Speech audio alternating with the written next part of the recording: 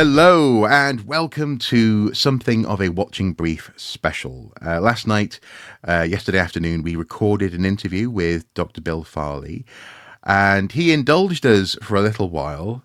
And after that, we simply kept him hostage, discussing discussing all manner of things, ranging from the TV series Bonekickers. Yeah, there's one for you. Check out the links below to if you don't know what I'm talking about there. Through to, more pertinently, the publication of a paper recently that appeared to be a moment of vindication for Graham Hancock in describing as the paper title says, a pyramid structure built by human hands, seemingly in Gunung Padang in Indonesia. This is an interesting topic. It was first introduced as an idea, specifically this evidence, carbon dating and geological forms of dating in the TV series on Netflix, Ancient Apocalypse. And so in some ways it isn't new information, but it is formal publication of that information. And Bill, over on his YouTube channel, Archaeology Tube,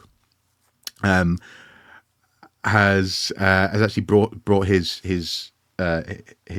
criticism to bear on that paper in terms of the content and the quality of the publication, and we're about to do the same in this conversation as well. So enjoy, see what you think, and comment below. I'm intrigued to see where this conversation goes, because I think it's really important actually to, if people want to present radical new ideas within any academic pursuit, then it has to be subject to radical new evidence, and that evidence has to be presented in a way which is forthright, easy to understand, and actually crucially is coming to the right conclusions based on the evidence as presented. So I think there's another point to make as well, which is that again, see what you think when you've watched the chat, but this is arguably a case whereby some research has appeared in an archaeological journal of record, not because of a primarily archaeological project, but because of a book and particularly of a TV series by a put kindly, a fringe author. With that in mind, here is how the conversation went. We are joined by friend of the Watching Brief, Bill Farley.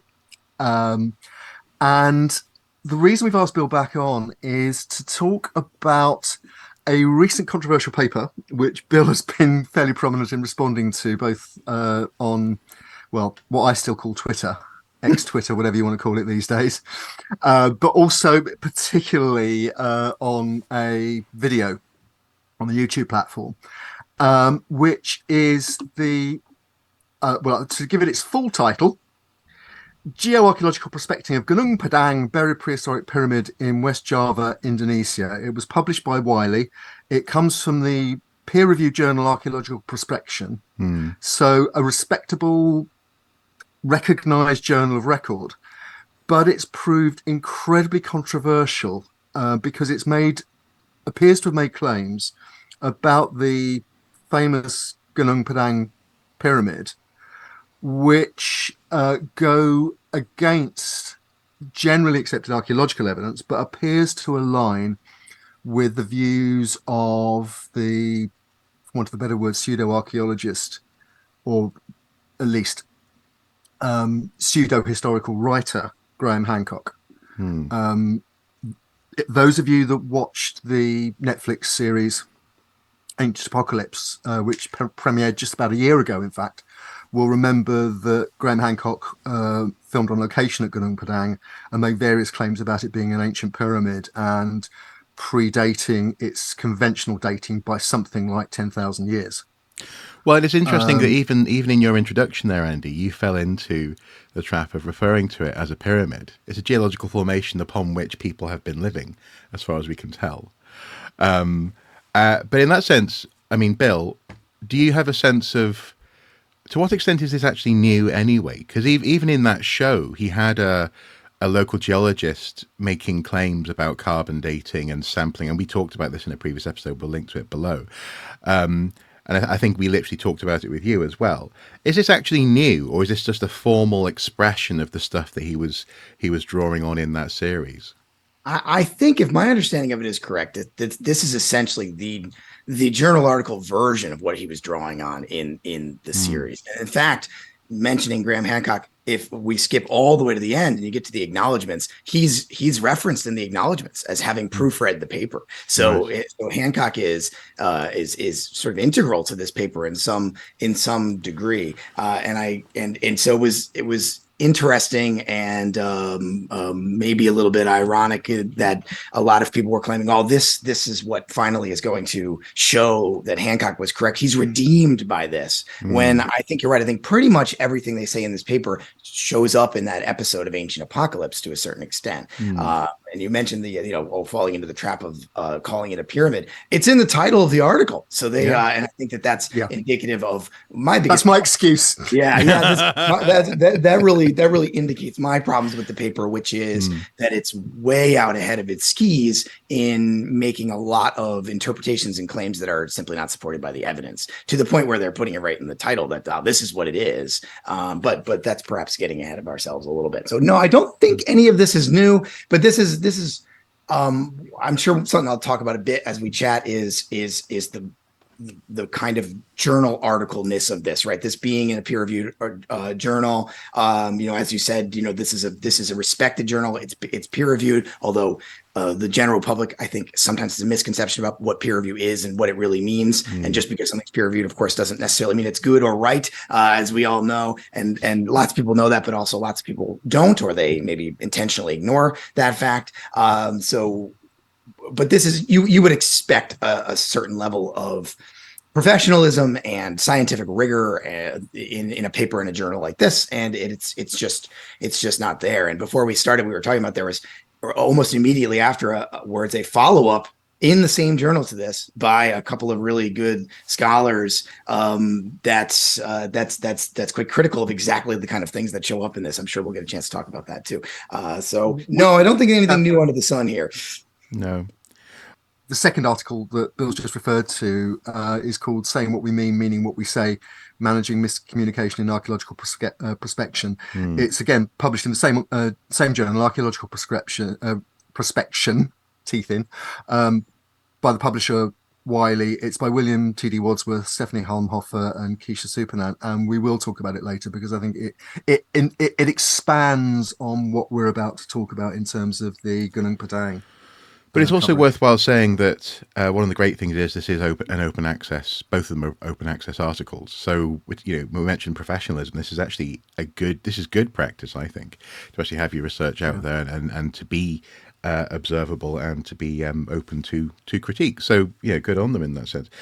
And in fact, if I could make a quick point there as well, it's possibly the first time he's mentioned in the acknowledgements, it's possibly the first time Graham Hancock's actually been peer reviewed.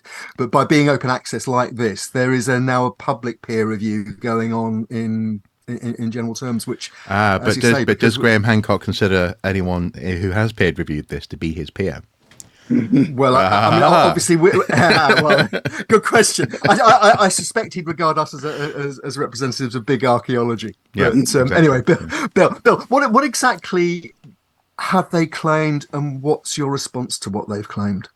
So I as you were saying, I originally sort of saw this paper pop up and saw some people starting to critique it, and it was being supported by some supposed critics on places like Twitter who were saying, "Oh, this is the thing that's going to redeem Graham Hancock." So of course I was instantly interested. So I went and grabbed the paper and read it, and was shocked that it didn't seem to redeem Graham Hancock at all. So I made a YouTube video about it, and I'm just looking at like my index from that because that's sort of the things that were in there. And so the paper is making a claim that, and I should be upfront that this is way outside my expertise area, in the sense that I do the archaeology of New England in like the 17th and 18th century. I'm a historical archaeologist. The reason why I responded to this is because for some reason that I haven't yet discerned, people seem to be interested in the things that I say. And I could come at it just from a general purpose archaeologist who can kind of look at these things and has enough training to read these papers and see the red flags and to sort of point them out.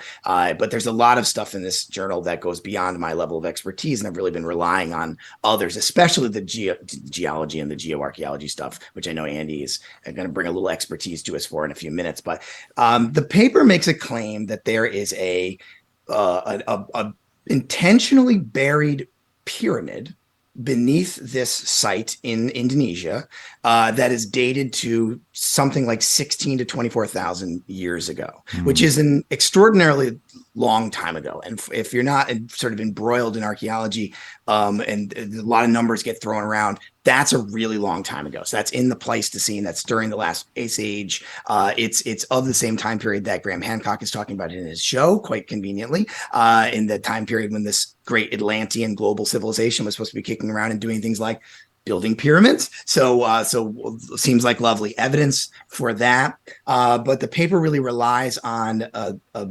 geoarchaeological prospecting techniques. That's why it seems like a good fit for this journal in some ways, to come up with this interpretation that underneath this real site in Indonesia that's much, much less old than that by at least 10, 15,000 years, is another site, a buried pyramid. And they found this using a combination of things like ground penetrating radar and geological coring, and they make the claim on my main criticism of it is I don't think they really have any evidence for that at all. So they do a pretty good job of going through their methods and describing their methods, showing how the site was cored. And geologists and geoarchaeologists that I've been following have pointed out some real flaws in their methods there. Their cores look really bad. They're very messy. They're very sort of unprofessional, not following best practices. So we might have reason to doubt their geological prospecting techniques altogether. But even if they are real, they make one particularly huge leap of logic, which is they took some soil cores down into these volcanic void spaces because the site is on top of a sort of volcanic geological setting, and geologists and volcanologists have been pointing out that these are perfectly normal, natural geological features in most cases, but they wanted to test that to see if there was anything down there. And you know what? That's great. That's okay. Hypothesis. Maybe there's an earlier cultural feature down in these volcanic void spaces. Go ahead and test it. So the way they chose to test that was by putting these little geological cores down into them, and they pulled some soil up, and some of those soils were carbon rich. They were organic rich, so they could be dated using radiocarbon dating. And they dated those, and the dates they were sent to Beta Analytic, which is the kind of radiocarbon lab of choice in the U.S. at least. It's a legitimate place to do it. So I don't think there's anything wrong with the radiocarbon dates. Those dates come back to this 16 to 24,000 year old date range. They come back really, really old. And so they say, there you go. There's our proof that we've got our buried pyramid here, and it's 16 to 24,000 years old. Except there's one bit of evidence lacking, which is the pyramid. Where is this? There's no cultural material at all associated with these soil cores. They stuck a soil core down into the ground, got dates from it, and claimed that because the dates were old, that's how old the site was. But you also need to, as we know as archaeologists, prove an anthropogenic source of those dates. So the dates themselves have to come from artifacts, which these clearly did not. Or if they're coming from geological soils, they need to be closely spatially affiliated with cultural artifacts or features or something that would speak to that. Now, their claim is that they can see those features in things like the GPR surveys. No, we've got this reflection. Yeah, so that's their claim, right? Their counterclaim is so all the archaeologists are, well, where's the artifacts? Where's the evidence that they sculpted this pyramid and then buried it? You can see that sort of thing in geology. You can see that sort of thing if you excavate and screen in soil, but they have none of that stuff. So they say, well, that's what you can see in the remote sensing data. But everybody I know who knows anything about remote sensing has said, what I know about remote sensing is that's not how remote sensing works. Remote sensing, you get you get coded information when you do like a GPR survey. You get this information that shows something is there. You get a reflection of something hard, maybe, but you have to ground truth that, right? You have to go and check and find out what that is in most cases, except in really, like maybe a counterexample might be if you're doing a GPR survey of like a cemetery, right? You can see the lined up burial shafts, right, in the GPR. You don't necessarily have to ground truth those. You can tell what they are. But in most cases, you're just getting reflections and you go, huh, and it's evidence that you might want to further follow up with excavation. They didn't do that at all here. Their one artifact that they claim is probably not an artifact, because most people seem to agree that it might be it looks like a rock. I think it's a neat, kind of interesting rock, but I think it's just a rock. So they've made a huge claim here that would have humongous impacts of our understanding of this part of the world and what's going on at this time period. But they just do not have the evidence to support it, or maybe even any evidence. Can I illustrate that perhaps for our audience with one of the criticisms that I've certainly seen of this particular paper and the evidence that the authors cite? And I would just say that there's the old joke about a camel is a horse designed by committee, and this paper has over 10 authors credited at the start. Now, how much input each of those had into the writing is obviously we don't know. And it has passed peer review in a respected journal. But for example, one of the criticisms I've certainly seen is that they talk about charcoal, and they make an assumption that charcoal, which obviously can be carbon dated, it's organic, is from cultural occupation. But other people point out, now, wait a minute, this is a volcanic region. You get forest fires. There's absolutely no proof whatsoever that this is cultural, from the hearth, say, or a kiln or whatever. It's classic. I say A is true, so therefore, if A is true, B must be true. It's that kind of logic. I think so. I think there's a really big logical leap there that is just a fundamental no-no in archaeology, which is you pre-assume the presence of charcoal that dates to a certain age does not pre-assume the presence of an archaeological site at that age, because, like you said, there are lots of perfectly natural geological explanations for how charcoal can get into soils, far more than there are cultural explanations, frankly. Like you said, a forest fire, anything, right? They're just organic, rich soils that can happen in many, many different ways, most of which do not involve human activity at all. And that seems to be what they've got here. But they've also taken these just tiny, tiny little geological samples. They haven't really done any excavation. So if they really want to prove this, they would need to go and do some excavation and show something. Artifacts but there's a risk there, isn't there? The moment that if they were to open up the site, they could completely destroy their premise. And it's so much more tempting to have we think there's definitely something down there. And that's such a weird sentence, I know, but that's the whole point, isn't it? We think there's definitely something there. And so this idea of the limitations of remote sensing and geophysical prospection, really the issue is whether or not you can identify an occupation layer specifically. It's not even whether or not something necessarily is actually artifactual, because a coin, for example, could fall down a crack and make its way down over the course of hundreds of years to anywhere in a porous geological structure.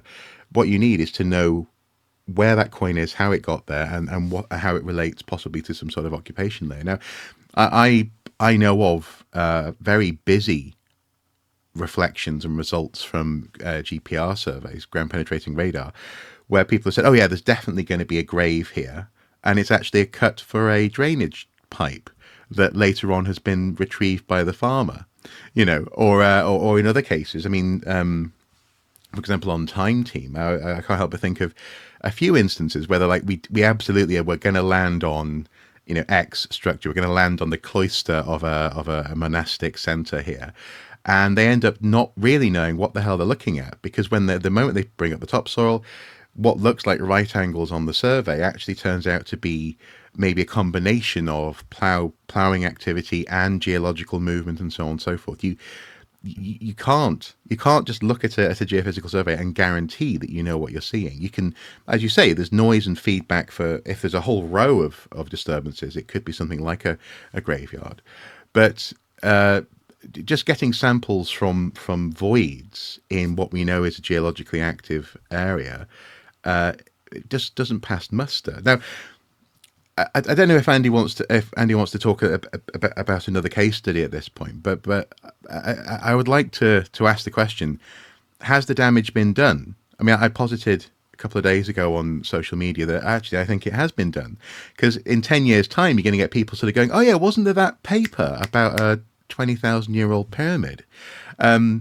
It's out there, and before, never mind trousers, people are still putting their underwear on, to get out the door and chase after it. Is this the risk of not just pseudo-archaeology, but possibly also actually the publishing model within academia, the rush to get your data out the door, is that you can sometimes enable narratives that just warrant a bit more attention and care? I do think that there is a lot to consider here as it relates to the peer review model and to journals in a lot of ways. And I also agree with you, in some ways, like Michael Shermer, who was my original person I was criticizing, talking about Hancock being vindicated. He's actually right? Because the idea of getting this information in a peer reviewed journal does vindicate him to a great number of people. And we are going to be hearing that for years. Oh, you said that couldn't happen, but look, this got through peer review. And there's a fundamental lack of understanding of how peer review works and the problems with peer review. Peer review has real problems right now. Not philosophically, right? Philosophically, it's a great idea, but it relies on a couple of things. It relies on that authors are acting in good faith, which I'm not sure it happened in this case, right? So if authors are, you can sneak something through a peer review if you're sneaky about it, right? And the peer reviewers might not realize that's what you're doing, and they think they're reviewing something in good faith, and maybe they let it through. Now, obviously, there's lots of pressure on academics, both hardworking, legitimate, young and old, and also people who are trying to chance their arm to try and find a way to get published. Citations are one of the metrics that, especially, for example, in the US system, academics definitely have to have, and you can see why that drives all sorts of stuff coming at these sluice gates that are essentially the journals of the day, and that allow information to be disseminated to other people.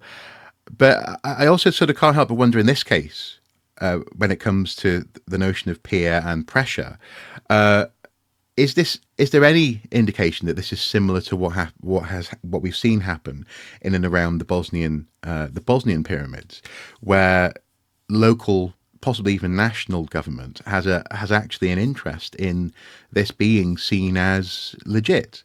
The way that it was filmed in the Ancient Apocalypse series certainly seemed to have been no problem at all getting local geologists involved. And in the case of, I'm not literally making accusations here, I'm asking questions, in so much as in the case of the Bosnian situation, there was, I think there still is, essentially a national park dedicated to a pseudo-archaeological notion. Is that, do we know if there's an angle there that's kind of maybe greased some of the wheels here? There are murmurings that this is the case, and what I keep hearing, and interestingly, people are really not willing to talk about this so much. But the word is that this is. This research has been accused of being nationalist in nature, but it's in a kind of an interesting kind of, I guess, I think the Bosnian pyramid maybe is maybe a good comparison, because it's not necessarily in a way we would expect, right? Archaeology and nationalism, archaeology as propaganda is as old as the science itself, right? As old as the hills that people think are pyramids. Yeah, exactly. Yeah. Right? and nations have attempted to leverage archaeological narratives to make claims to all sorts of things, and in wartime, in peacetime, and on, right? So looking at this through that lens is it's not hard to recognize that that's certainly possible. Mm. The murmurings that I have heard is that there's a possibility that the Indonesian government would like to see this as a tourist destination and a possible moneymaker. And again, another murmuring I've heard is that, well, some of the authors are quite close friends with powerful political figures within the Indonesian government. But how do you fact check that? I certainly don't have a way to do that. But there have been, again, this is, we take this with a grain of salt, that these are accusations that have been made, and I haven't yet seen obvious evidence that that's the case of what's happening here. But in the case of the Bosnian situation, though, the nationalist angle is that way before anyone else was building pyramids, we in Bosnia were building pyramids, even though even the concept of Bosnia didn't exist at the time. So again, you can see why it becomes compelling to different nations and different groups of people. What are your thoughts on the peer review situation, Andy? Well, two things. I mean, first of all, I think we should emphasise that I'm sure the authors of the paper and Wiley would deny that anything untoward went on. Yeah. This has gone through an entirely legitimate academic editorial process. But at the same time, as Bill said, I think everybody pretty much in the sector now, I think, acknowledges there are issues with journals, there are issues with peer review, there are issues with, for example, I've covered cases where university press offices have put out a press release about something because basically it's clickbait. It attracts headlines not just in academic journals and in academic social media, but actually in the mainstream media, and this certainly has. It's done its job, and sometimes that is entirely ethical and proper, and the claims are legitimate. Other times, I've certainly covered cases where things have been overclaimed. And so I think just because something is in a journal of record doesn't mean you don't you leave your you leave the suspension of disbelief at the door. You still have to check your sources. You still have to read it closely and ask, are the questions and are the answers legit? I think the other thing about this as well is, and one of the things that I find really interesting about it is, as you read it, a measured scientific paper that quotes a lot. It quotes 3 or 4 major professional geophysical remote prospecting methods that they throw at this particular issue, and it quotes the equipment and it quotes the methodologies and you've got the graphics and so on. So on the surface, you've got something that looks entirely convincing. It's when people started to look beneath that scientific veneer that the questions started to be asked, and at the time of recording haven't really been answered. I think that's a really important point, because I think there is an avenue by which this has gotten through peer review in a way that is not nefarious on the part of editors or reviewers, right? That I could see an avenue, because you're absolutely right, Andy, that the paper does a good job of it's quite badly written in some ways. It's very hard to read, but it does do the things you're supposed to do, right? It explains the methods very intimately. It even talks about shortcomings, and it talks about, here's places where our radiocarbon dates might have been exposed to something that might have thrown them off. Like it's measured all the way up until the end, and then it hits you with this conclusion about this buried pyramid.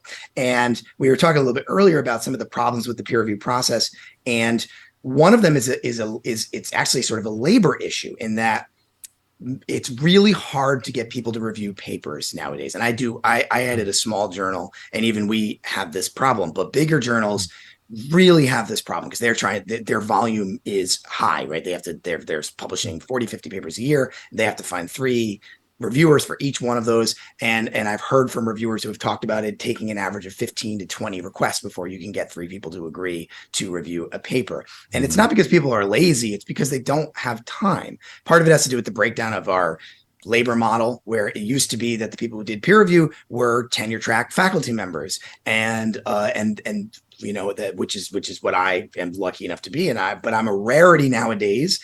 But that's a part of my job. I can do peer review because that's part of what I get paid for, right? I can, if I tell my boss that, it doesn't really work like that, but like, let's say if somebody asked me, what did you do from 10 to 12 on this Tuesday? And I could say, I was peer reviewing a journal article. That would be perfectly acceptable use of my time for my job. Whereas if you're, say, a CRM archaeologist, a cultural resource management archaeologist working for a private firm who has great expertise and would probably be a great reviewer, nobody pays you to do that, and you're already overworked and you just can't do it, right? So it's possible that they had to go so deep in the barrel to find reviewers for this paper that they might have been people who couldn't recognize the problems with it, right? They probably could have looked at it and said, yeah, they've used the right methods, they've been measured, I know what geoprospecting is, I know what this looks like, but they don't know the context to know what's going on here with all of these deeper issues. So yeah, I think that's possible that might have happened. But the last thing I'll say, I know I've been talking for a couple minutes here, but you also mentioned the clickbait model thing. And I've criticized on my channel a couple of times Nature, right? The journal of record, right? The Nature is one of the biggest journals in the world and really well respected. They've been criticized in recent years of following like a clickbait model, and they have published some papers that were very controversial, and some of them have even been retracted in the years since. Maybe the best examples are perhaps I talked about on a video about the Cerruti Mastodon site, which I think is actually a more complex site than the one we're talking about here. I think that's genuinely got some complexities about what's real and what's not. But they also published a bunch of these, Sodom and Gomorrah destroyed by meteors kind of papers. And those papers have been pretty much disproven, and they've had to retract some of them. Or the ultimate, going back, this is an archaeology, but the whole anti-vax movement in some ways got its start with a bad journal article that was totally fraudulent, that a prestigious journal published anyway, and then had to retract years later. And to this day, this is why I think it was, I can't remember if it was Andy or Marc who said it earlier, we're going to be hearing about this paper in 25 years, even if it does get retracted, because people still point that paper and say, I can't take a vaccine. Look, this doctor told me it would give me autism. And it's like, well, that paper's been retracted and was found to be totally fraudulent. That guy for anyone that wants to look it up, it's the case of he was actually struck off, so he's no longer Dr. Andrew Wakefield, but it was linking the triple MMR vaccine with autism, which was disproven fairly quickly, but as you say, it really kickstarted the whole anti-vax movement certainly in the Northern Hemisphere. And also, nobody cares that it was retracted years later, right? The people who use it as a case, right? So absolutely, and there were disciplinary processes and all sorts of things that flowed from it. Also, there's a great Facebook page called Retraction Watch, where they it's fantastic. Some of it is genuine, like kind of funny. Other parts, actually, it's really good to know what has been retracted and why. So I'd also recommend that to folks at home. Can I just pick up a point about the language? You mentioned the writing, Bill, and it's a personal experience, but I hope it's applicable here. And that's that. Obviously, we're talking about a journal written or published in English, and it is likely, possibly even probable, that many, if not all, the authors are using English as a second language. And I've, in the past, peer review is one thing, and you review a paper and so on. I remember I've not done a huge amount of peer reviewing, but I was once asked to peer review an article by somebody using their second language. Using it written in English by somebody using their second language. And my role there as a peer reviewer, because working with the editor, I was willing to do it. There wasn't a budget for a translator. So, in fact, what I did with the author and with the editor's permission was effectively turn it into readable English. And, whether that is possible, desirable, that's a discussion for another day. But again, I think it's something people need to realize about academic papers. And again, who knows, with things like ChatGPT coming along and so on, how that might change in the future. But certainly there are issues around academic writing and intelligibility anyway. And particularly for even a a specialist committed reader, but one without the direct knowledge of the field but an interest in it. And I think the more esoteric scientific end of geophysics is one of those things. As an archaeologist, I use geophysics. I don't pretend. It's like driving a car. I know what it delivers for me. I don't have to know how it works all the time. And so I think we need to bear those sorts of things in mind when we're reading this stuff. Well, but I suppose the flip side of that is that we are, however, sensitive to those things that are significant, and they just in the same way that there's a semiotic barrier. Yeah, you don't necessarily know what exactly significant about the Jackson Pollock-esque results of a raw geophysical survey. You do know when you're handed those results and when they're interpreted for you, and when someone helps you to see them, what constitutes a significant result in terms of things like occupation layers or artifacts or signs of human or domestication or some other anthropologically in significant moment in that data. So yes, I mean, there will be aspects of that, but also at the same time, it doesn't feel as though this research is catering specifically to actually proving that people did something. Material has been dated. That's absolutely true. A void has been found. Fantastic. But there are a great many voids with organic material to be found within them across this world where no person has set foot yet. So it's all something to be aware of. But I find it fascinating how well, it's not even fascinating. It's not even that surprising. Again, given that the TV series Ancient Apocalypse was already rehashing some work that he had been doing since the 80s, 90s, and so on and so forth. The actual presentation of the data within that show, I believe, references carbon dating, and also references dating of stone as well, as this paper does. And so again, it's not. If he really wanted to be, if people really wanted this to be a redemption moment or a vindication moment for Hancock, then it had to be beyond a doubt connected to human occupation, and it's just not clear. I think some of the keys in this are to do with the language. The language was really interesting in this paper. I think I probably thought about that more than anything else as I was reading about it, and then coming up with an outline of what I wanted to say. And I spend a lot of time talking about that in the things I've written and said about this. Is I think it's whether or not the paper was written as somebody was writing in a second language. I don't think that part is too much of a problem. The paper it's really, really difficult to read for a public audience, as you were saying, because it's very jargon filled, super duper jargon filled, and it's very, very not approachable for a public audience. But in other ways, it seems like some of the language was aimed at the same audience who might watch something like an Ancient Apocalypse, and in a couple of different ways. One, it uses a lot of persuasive language. So this could be a translation thing, maybe, but it uses a lot of words like when they're describing their methods, they say, we did this meticulously, or we did this, I don't know, little things like that normally you wouldn't see in a scientific paper that seem like they're trying to persuade you that their methods were good instead of just telling you what their methods were and letting you decide for yourself as a person reading the article. Also, lots of words like pioneering, breaking new ground.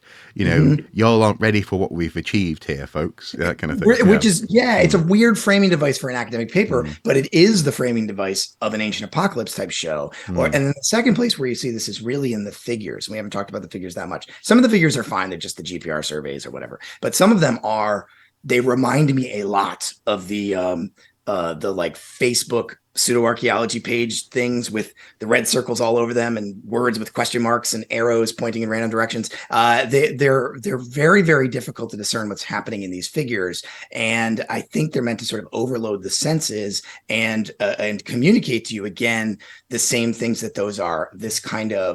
This looks like that kind of inference. These inferences that rely on a jump of logic without the the in-between, which is, I think, supposed to sort of prime you to accept their jump in logic, the big jump in logic at the end, that they in fact have found a buried pyramid that's 20,000 years old, which they clearly have not, based on the evidence, but they're going to tell you very persuasively that they have.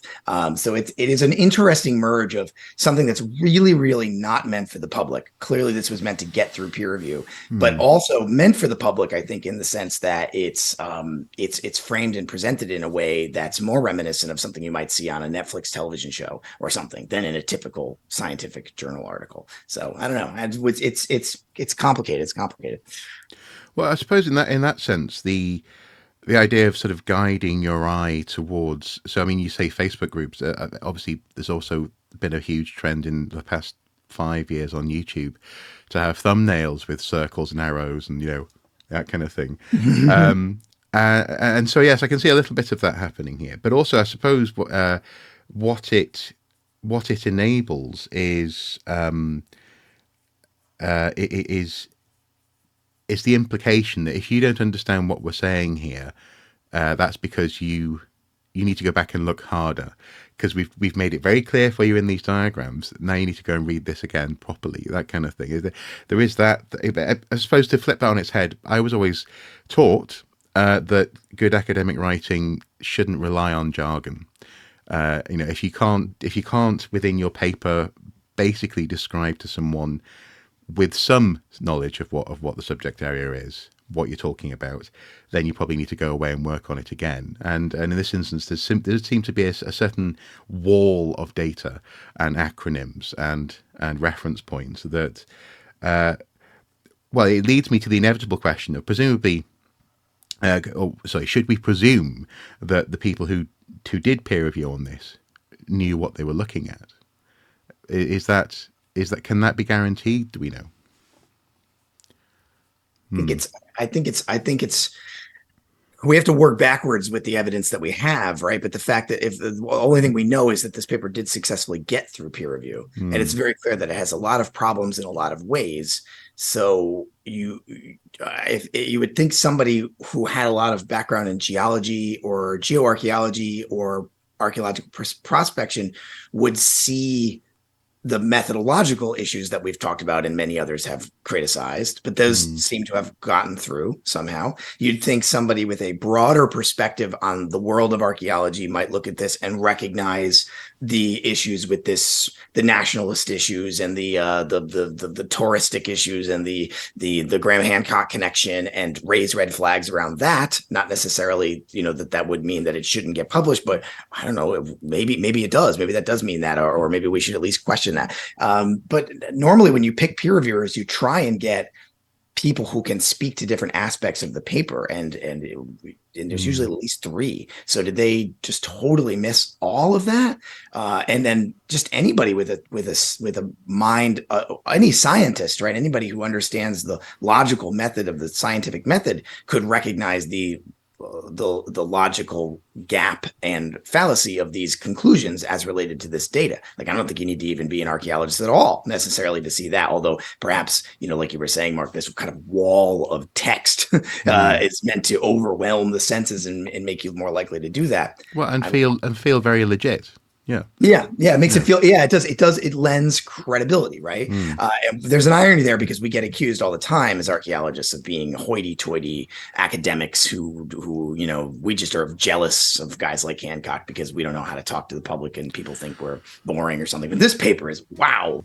I've said once or twice on Twitter or something that in my opinion, I actually think that this paper probably should have been desk rejected. So I don't, and it shouldn't have gotten past the editor in the first place. And philosophically speaking, I think that should be saved for really rare instances, right? I think peer review should do its job, and there are times when the editor maybe thinks something isn't good, and they need to get those second opinions from experts. The editor should not take that strong of a hand in making decisions. But the role of the desk rejection for an editor, and a desk rejection just means the editor doesn't even send it out for peer review. They just say, no, this is rejected. We're not going to take this paper. We're not going to publish this paper. The place for that is when the paper is not in good faith, or fraudulent or connected with something unsavory or something like that. Just to sort of cover ourselves there in terms of allegedly, like in that sense, we can't guarantee that any of those words necessarily apply to this paper. But hypothetically, with a paper, is that a measure of risk, do you think, that the editor ultimately cares about the reputation of the journal? And at that point, with that sort of decision, it's a case of, well, actually, on balance, this isn't worth taking the risk on this paper. I think that's a great question. Should the editor sort of consider that the reputation of the journal? And I probably not, right? In the same way that we wouldn't want an editor to choose to push through a paper because it's clickbait, because they think it will lead to more citations or more press attention for your journal. I think maybe in the other way, we'd like our editors to be as unbiased as possible, right? That also maybe an editor should be willing to allow a controversial paper to go through the peer review process and be published if it warrants it, if it's worthy of publication, as far as the peer reviewers argue, to up to a certain extent, right? I mean, this is a hot button sort of a ticket question, right? Of kind of a free speech question and free education, right? Because journals have been criticized in recent years for publishing papers that were controversial, even if they didn't necessarily have any flaws in their methodology and that sort of thing. And I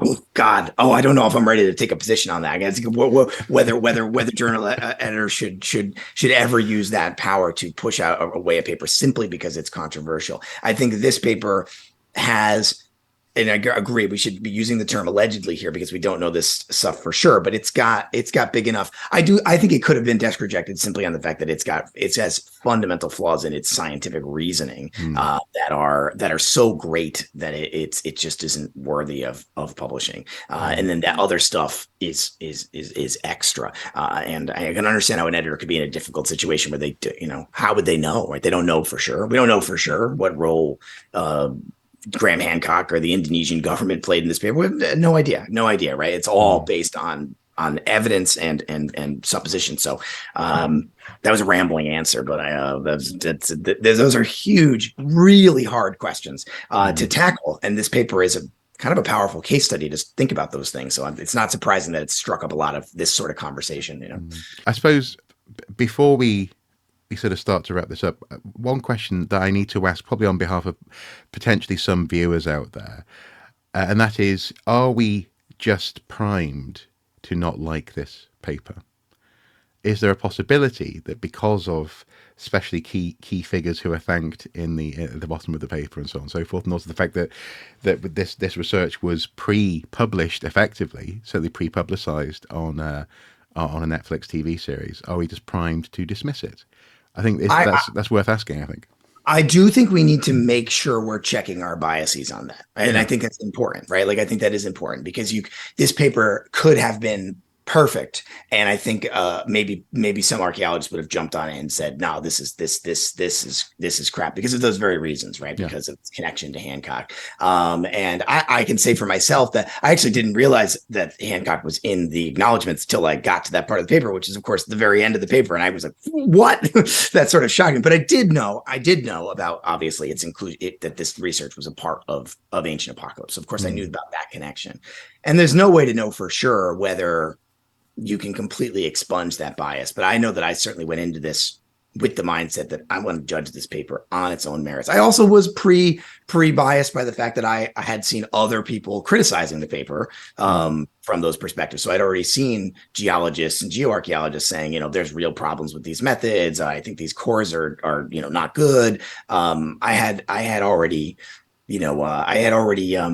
so there were all kinds of biases that I had going in to sit down and read the paper, but that is true no matter what. There's no way to avoid that. You can never be totally unbiased. So the only thing you can do is try and go into it really good faith. And so I know for myself, at least, I sat down and said, I'm going to try and read this paper and it's just in the best faith that I can and try and assess it on its own merits, which is why I don't really talk about, like in my video, a lot about the whole like Graham Hancock connection, because I just don't think you need to. I think, or if that's even all that important of a way to criticize this paper. It can simply be criticized on the sort of science and the basis of its scientific merit. Does it do a good job of doing what it's there to do, and that is to convince you? Yeah, and I don't think it does. I think it doesn't make a very strong argument at all. So I'd like to broaden the discussion out a little bit, really, to bring in that second article from Archaeological Prospection, which I referenced earlier. That's the Wadsworth, Humhofer, and Supernant article. They're three scholars from the Institute of Prairie Indigenous Archaeology at the University of Alberta. So they're writing from a Canadian point of view. And they are talking in a way that I think suggests that editors of these magazines, these journals, and archaeologists in general actually really should be aware of these issues. And perhaps I can feed in some personal experience from 10 years ago, which suggests that people should be aware of these issues. But basically what the article by those three scholars talks about is the way that archaeological prospection is now much more visible in both scientific literature, but also Marc mentioned Time Team earlier, but popular archaeology programs. Very few archaeology programs these days don't have some element of geophysics. Geophys, yeah. I mean, exactly. Time Team gave the world that whole a new word. A lot of geophysicists, I think, might bridle at that. But anyway, that's where we are. And what the use of these scientific methods does is, certainly for a popular audience who maybe are interested but less aware of the limitations, it gives an additional strength and reality to the conclusions. And if they're badly presented, or as the article talks about, presented in a way that is deliberately misleading in certain circumstances, then you end up again with the false story out there before the archaeologists even got their steel toe cap boots on, let alone got the trowel out.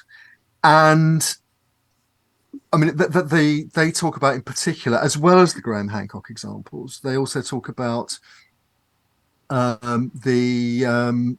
called IRS in Canada, Indian residential schools. People might remember the recent cases of alleged unmarked burials and mass graves in what were described as Indian residential schools, where the children of native people, Indigenous people in Canada, were taken off to boarding schools and sometimes never came home, and sometimes their families weren't even told that they died. No, certainly not how and why and where they were buried. And people need to read the article, and so I won't try and paraphrase it too much, but they do point out, for example, the use for what's called denialism by the far right in Canada, where they point out ambiguities between the geophysics and what was claimed for the geophysics on these sites and what was actually recovered, and so on, as a way of saying that these cases were either overstated or never took place at all.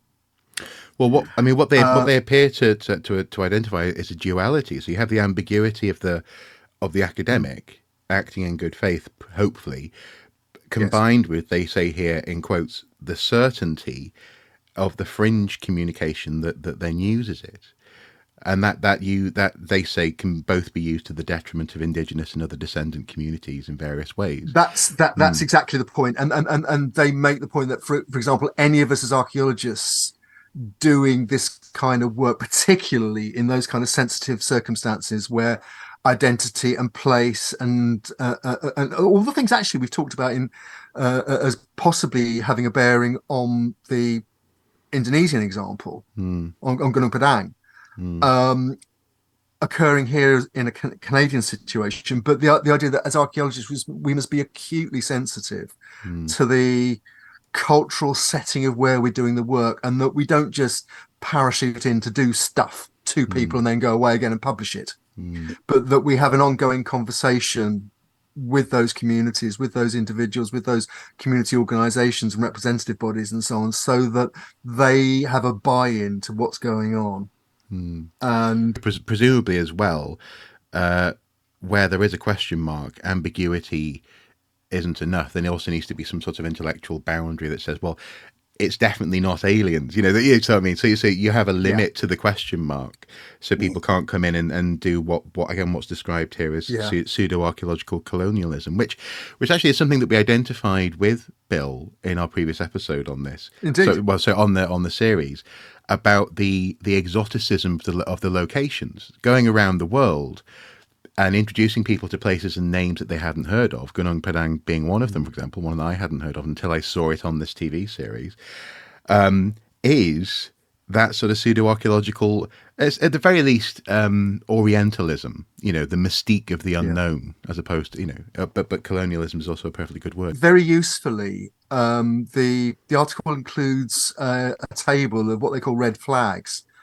Now, first, I'll deal them in slightly separately. One is in claims of human remains. They emphasise, and this is particularly important in cases like the Indian residential schools, where they stress that current geophysics can't find human remains. Now, again, I'm old enough and sad enough to remember a BBC series called Bonekickers, where in one of the episodes, you've got to watch it, Bill. Get it on DVD. Yes, it's a new one to me. We'll send you a copy if we can find one. Absolutely. It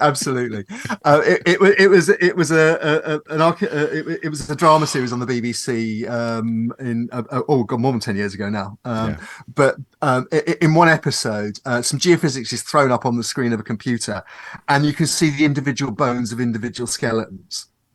At which point, most archaeologists watching it collapsed on the floor, rolling. It was Roffelmouth moment. Yeah. It ain't like that, and never has been. Certainly, that's right. Yeah. Yes. So that's one red flag. It's showing more detail than actually, or implying knowledge of more detail than the techniques can actually recover. Yeah, which we see here. But the other two I take together, and it's the other two red flags. One they label too good to be true, and the other one they extrapolate from incomplete data. And they talk about be wary of a too good to be true project description, quotes, and claims to survey large areas at low cost, new innovative technology, or guarantees of results. And they also talk about creating elaborate models and conclusions without supporting evidence. I think we might just have seen that with Gunung Padang. Overstating results, arguably the same, and then clear holes in the methodological research design. I just apply that to my own experience.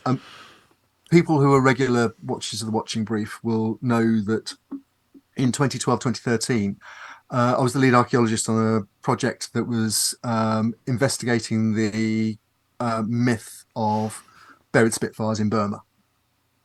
The idea that British Spitfire aircraft had been buried by the Royal Air Force at the end of World War II, with the idea that they were going to be recovered at some point in the future.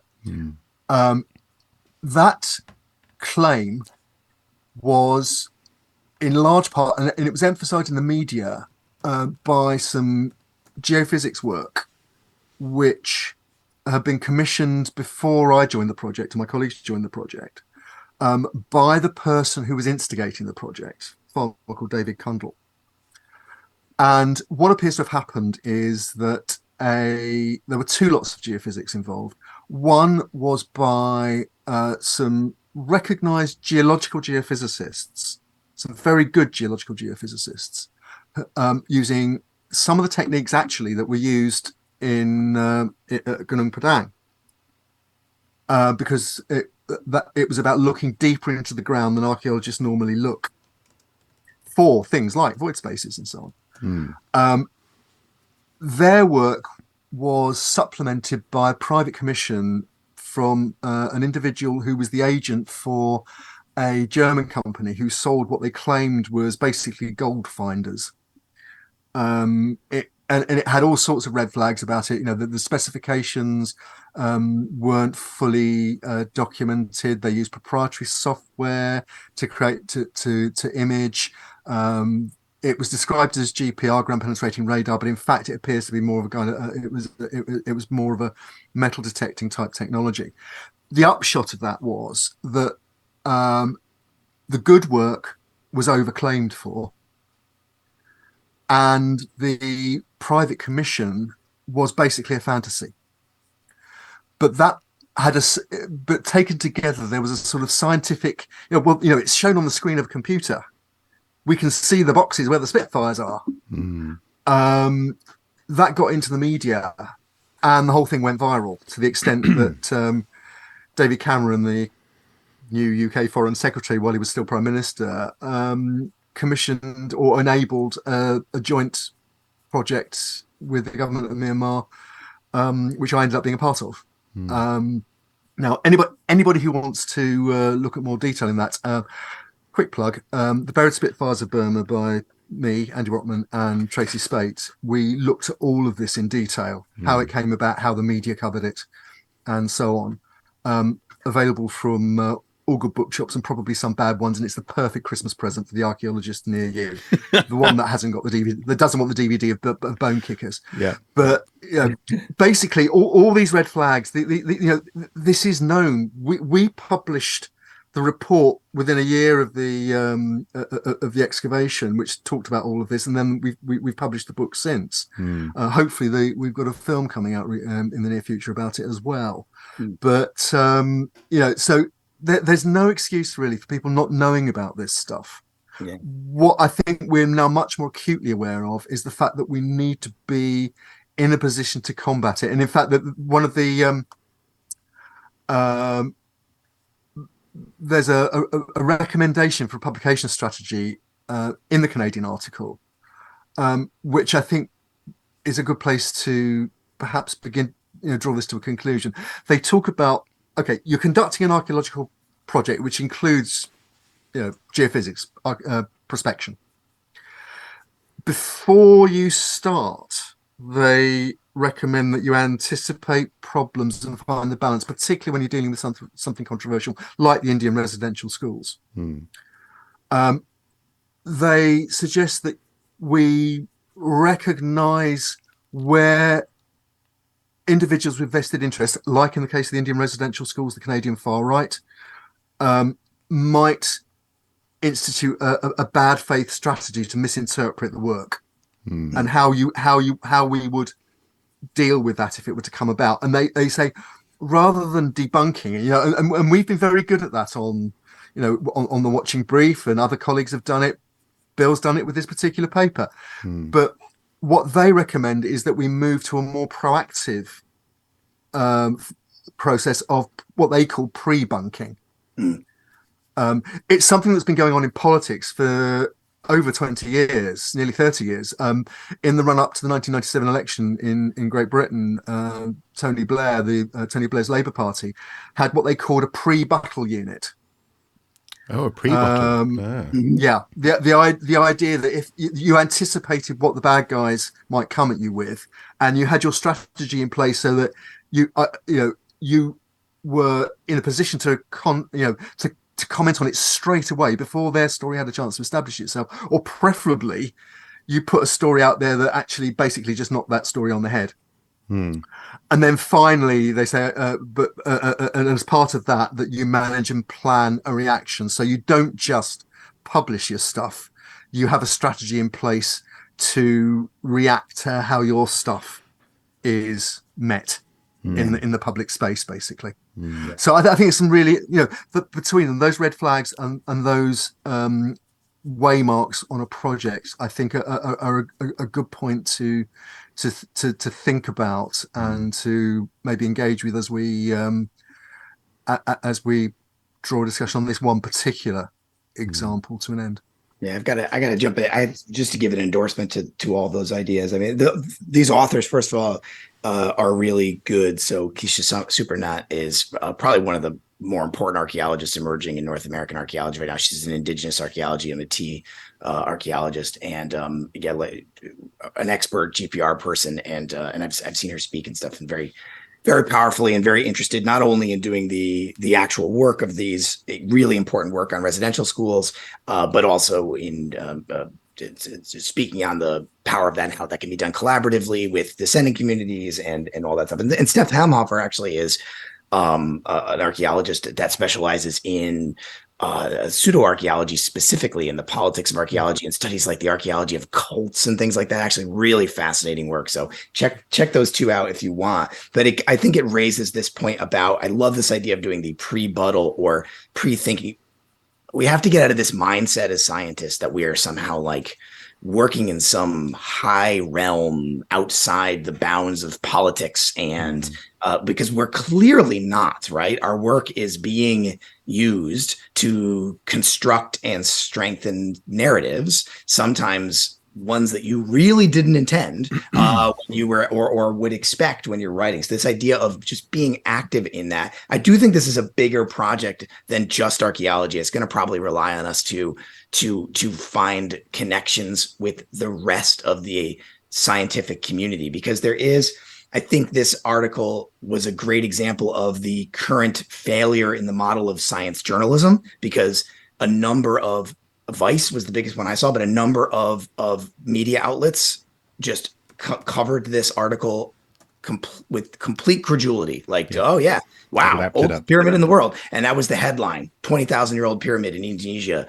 4 times older than the Egyptian pyramids, whatever.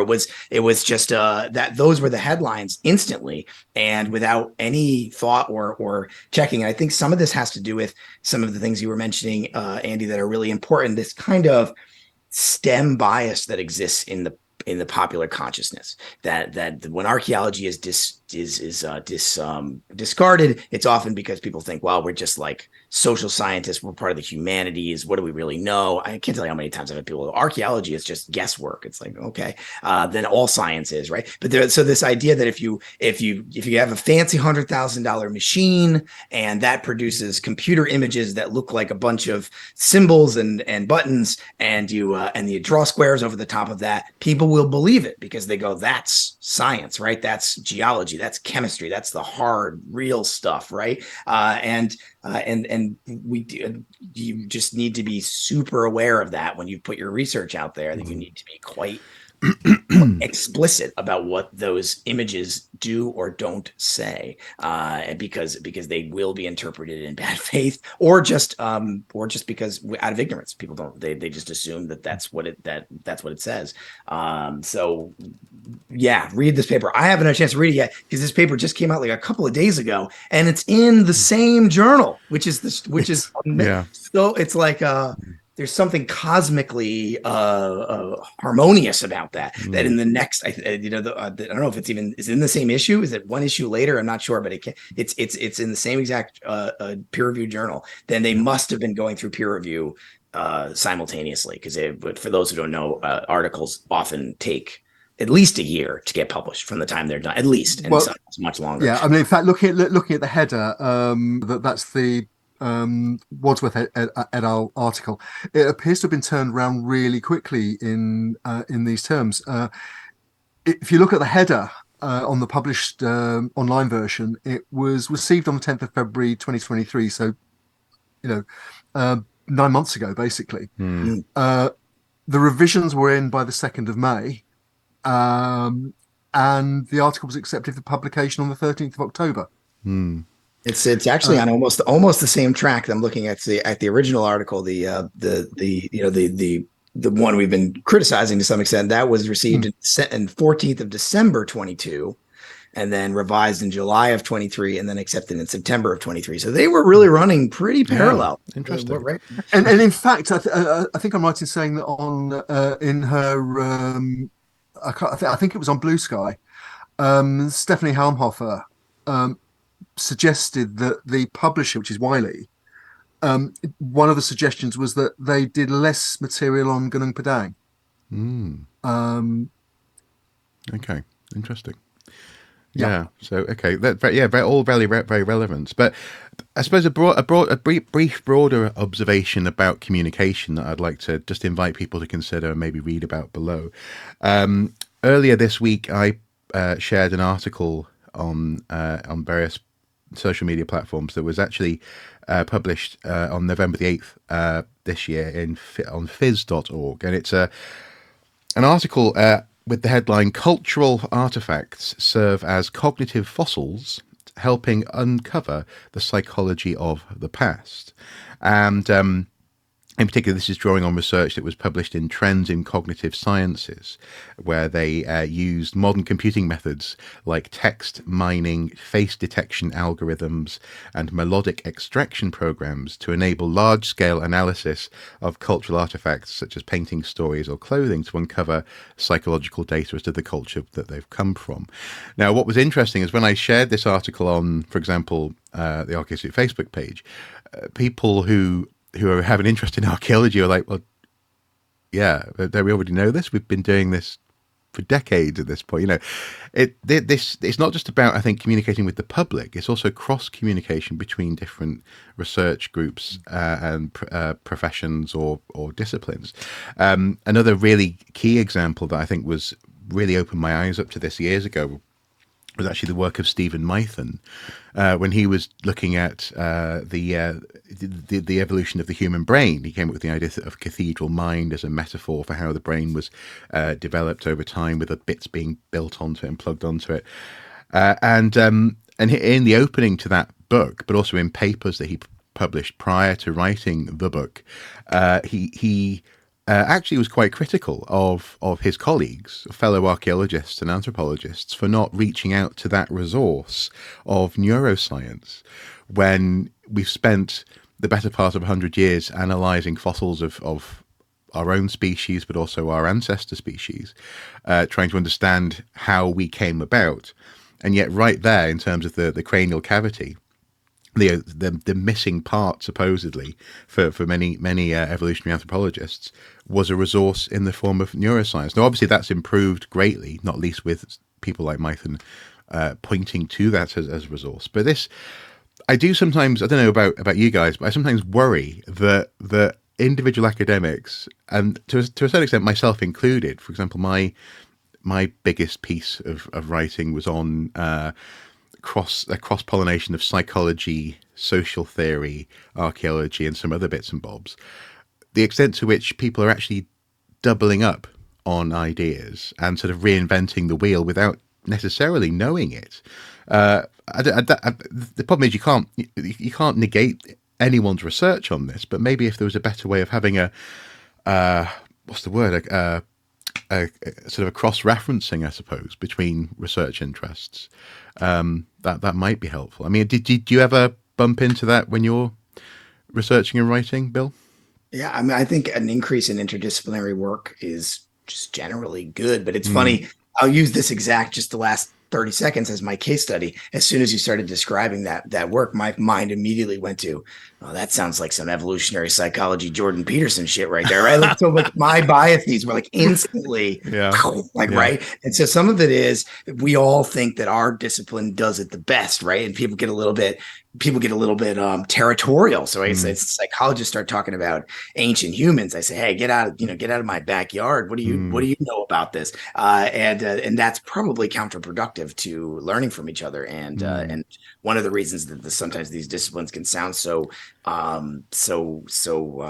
discordant to one another is maybe because they're unwilling to talk to each other, right? And that you can actually find. So yeah, I think a move towards and going back to some of the points we made earlier with these communication issues, like pointed out in the second paper we were discussing, right? How do we fight misconceptions about science or bad faith actors presenting scientific data in, say, popular journalism, trying to do that as individual disciplines? We just don't have the power to do that. So anything we can do to forge bonds with other scholars in other disciplines and people outside of the scholarly community who are trying to do good work and good thoughtful work is good, right? We have to build a coalition, I think, because we're fighting against very large social forces.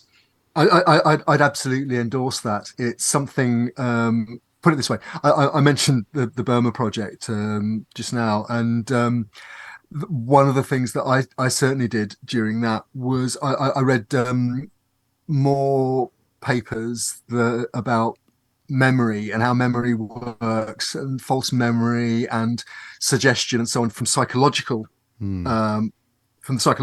psychologist community than I ever thought I would or would need to as an archaeologist.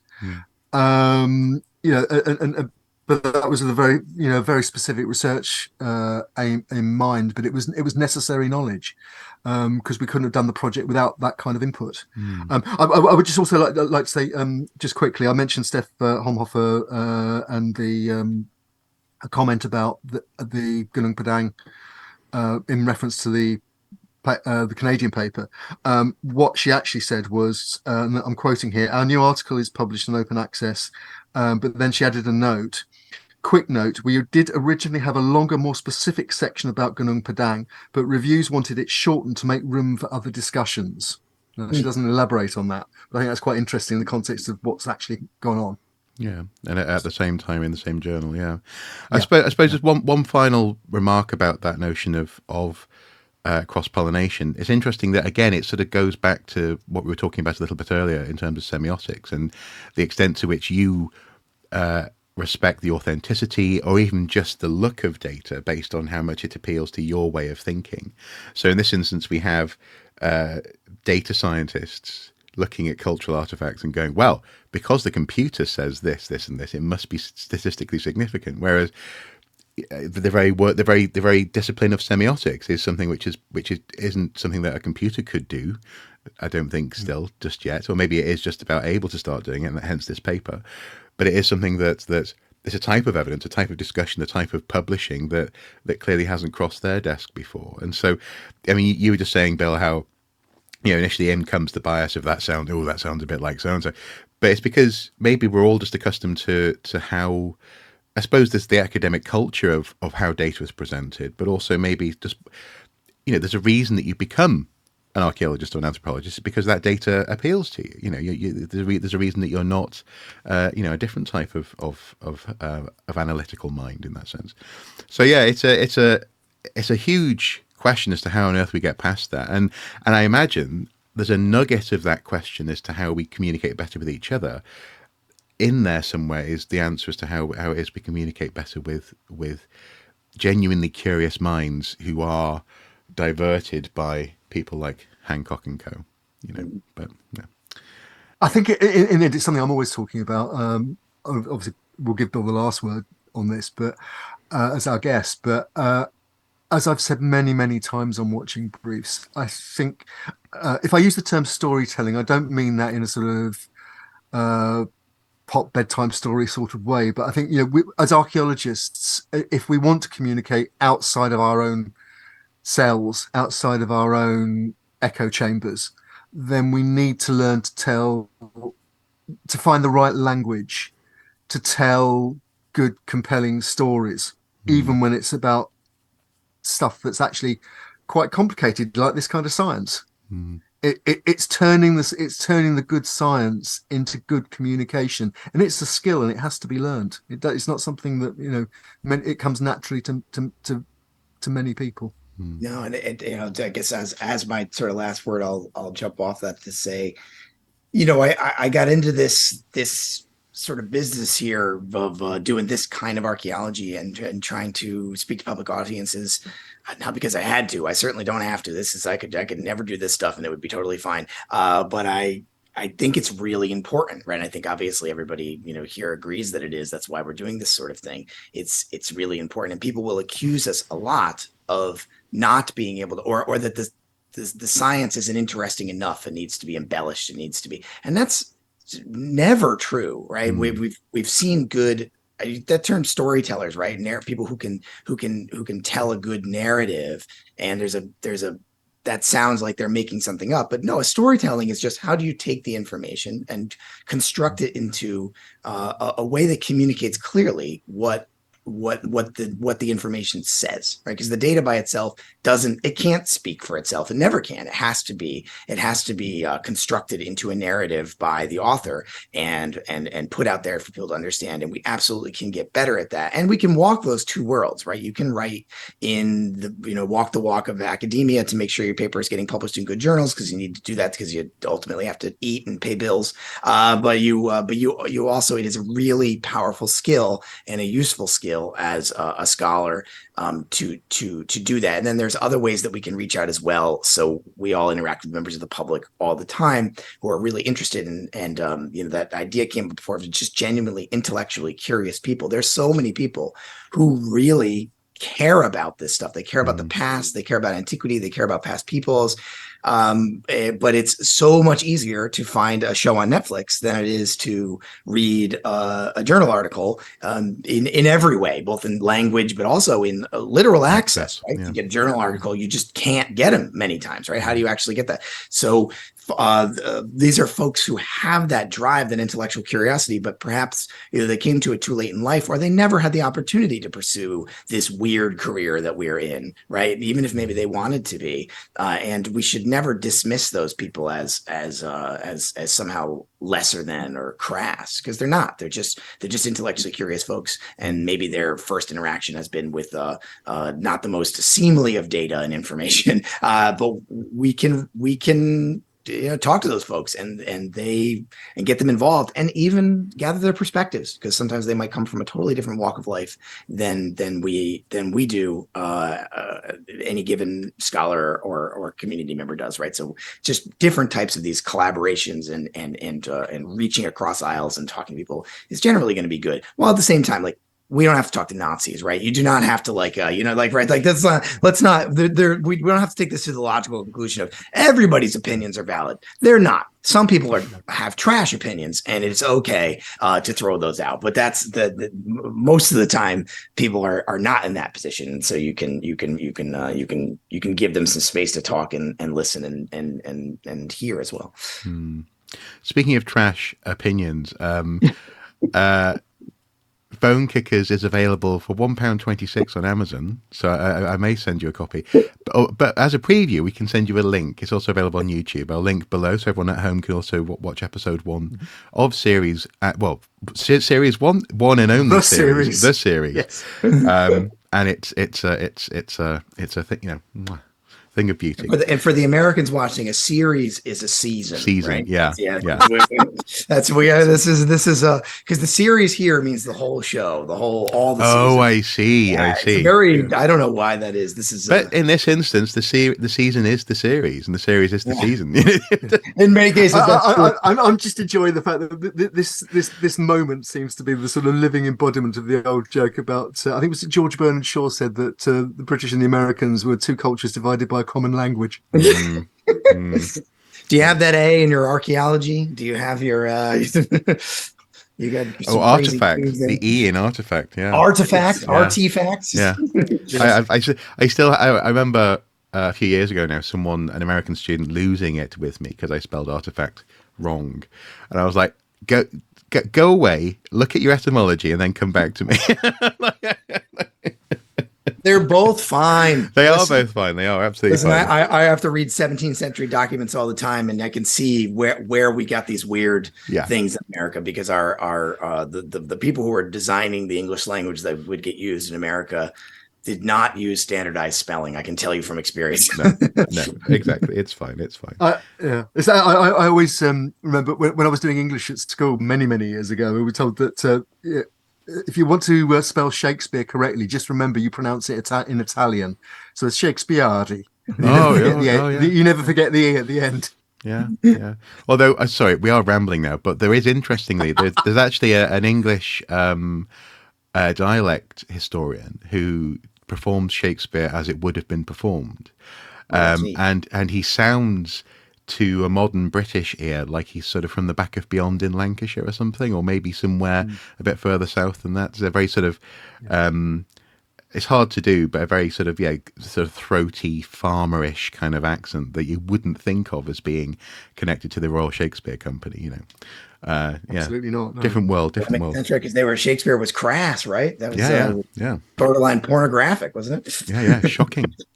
That's a whole other show. I think we should probably. Which I'm from. Yeah, No after hours, yeah. Other than having to read Shakespeare in high school, I can't give you anything. Thank you so much for your time, Bill. Thank you. We'll hopefully talk to you again at some point. And if you guys at home have any thoughts about this conversation, please do comment below, and we'll pass on any pertinent comments to Bill if he wants to reply directly. But thank you. Cheers. Yeah, you're welcome. Thank you. It was absolutely my pleasure. If you do want to find me here on the YouTubes, I'm over at Archaeologytube, and I've got to watch this Gunung Padang video and other stuff too, other fun stuff on there as well. So again, we'll definitely link below. Yeah, cool. A watching brief is a formal program of observation and investigation to record and report on notable discoveries on an archaeological site. As part of our ongoing watching brief, Andy and I work hard to bring you the best, the worst, and sometimes the more quirky happenings from the world of archaeology. We aim to provide a space where voices can be heard, opinions shared, and sometimes truth spoken to power. If you believe in the work we do, please consider supporting us on Patreon for as little as $1 per month. Thank you.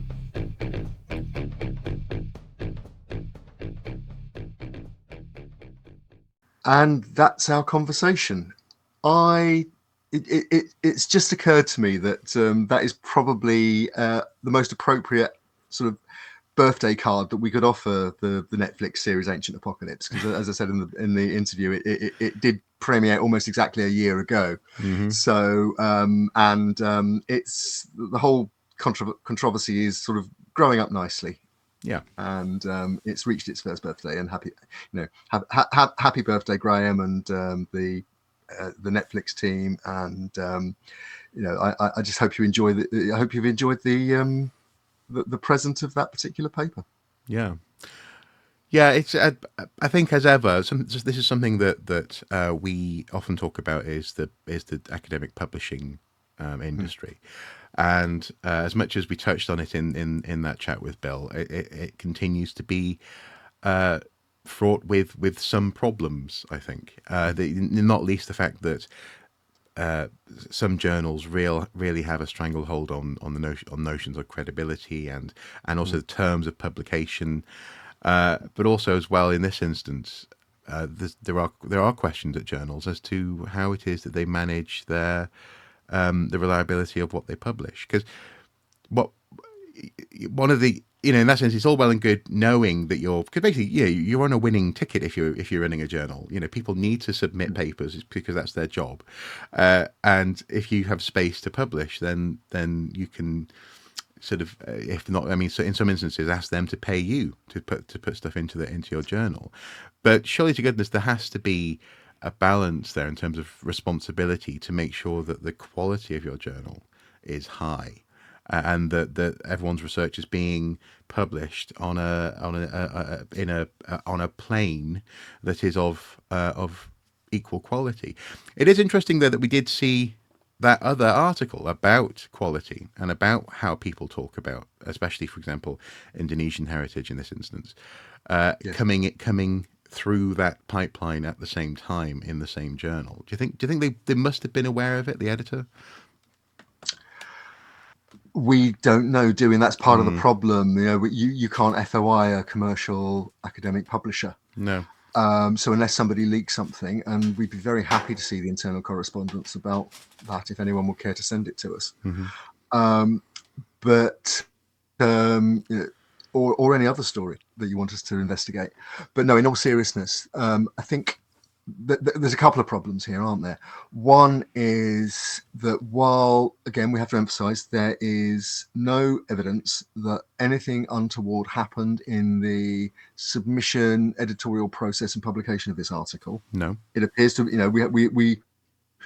we have no evidence that it was produced in anything other than good faith. Mm-hmm. And, and there's no reason. It's not a conspiracy organised by Graham Hancock, Nope. Although he is mentioned, as Bill said, in the acknowledgements to the paper, which I think was a bit of a jaw dropper for a lot of archaeologists reading it. Mm-hmm. But we have to assume that in a journal of record, it's all done with due process in good faith. Mm. Having said that, there is a problem in that a paper that is clearly so open to criticism as this one made it not just to peer review but to actual publication. And put it this way, it now appears to be undergoing peer review from professional geophysicists, and it's not coming out well. No. Yeah. And a very public peer review, and one which is actually quite humiliating for the magazine, for the journal. But the other point about it, I think, is that we talk very often about, and we complain that journalists, We complain. in particular. Can I just finish the point? So Marc? go on. Yeah. No, we complain, often rightly, sometimes not always fairly, that many journalists and general writers don't go to archaeologists, don't look at archaeological publications when they're writing about, the latest site that is the Stonehenge of the fill in the blank, etc. Here we've got a paper that is addressing an archaeological issue, and crucially, it's on open access, and we cry out for open access. One of the things I've been crying out for years is that, of course, somebody, a TV researcher, isn't going to quote an archaeological paper if they have to pay, $30 to read it, and it might not even be relevant. So we're our own worst enemy in that respect. But then you get something like this that comes along on open access, and if the people doing that public peer review, those professional geophysicists and archaeologists who criticise this paper very heavily, are right, this is just bad information out there, and it'll only get perpetuated again the next time somebody wants to write about Graham Hancock and Graham Hancock's theories. So, in other words, more open access, because otherwise it's just going to be stuff like this that people find. Yeah, that's the danger. Yeah. Well, folks, Watching Brief is open access, but it also takes time and money and effort to produce. Please do consider supporting us again on Patreon. Also, do take note of our Watching Brief pin badge collection. In the very near future, as Andy recently hinted at the end of one of our episodes, we have another pin badge that's coming to that collection, along with other interesting things. In time for Christmas. Hopefully. Yeah. Oh, wow. In time for Christmas. We've got a lot of work to do. Anyway, take a look, check it out. Consider maybe getting some Christmas presents early, some stocking fillers that will very much help support this ongoing show. With that in mind, do take care until next time. Bye-bye. Bye-bye.